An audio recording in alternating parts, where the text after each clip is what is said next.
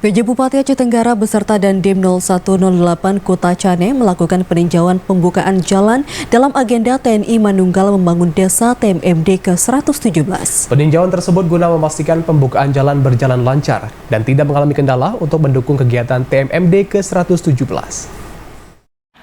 PJ Bupati Aceh Tenggara Muhammad Syakir didampingi Dandim 0108 Letkol Infantri M. Sujoko melakukan peninjauan lokasi pembukaan jalan TMMD ke-117 di Pangkuh, Kecamatan Deleng, Parkison.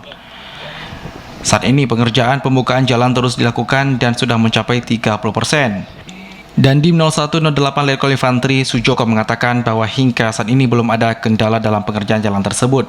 Tetapi para anggota disarankan tetap berhati-hati karena tanah di lokasi masih ada yang tidak labil akibat curah hujan tinggi beberapa hari belakangan ini.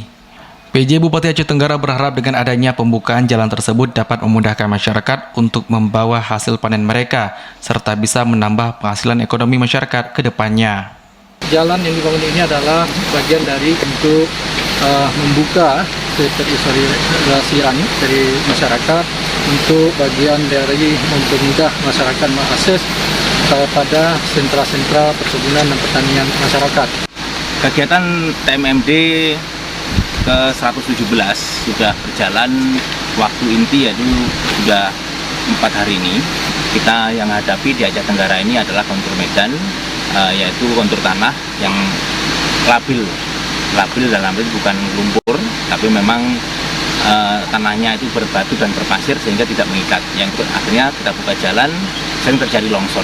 Tapi hal tersebut sudah kami komunikasikan karena ini bukan lahan rakyat, jadi bisa kami ambil lebih luas dari kanan kiri jalan sehingga resiko daripada kelongsoran itu kecil.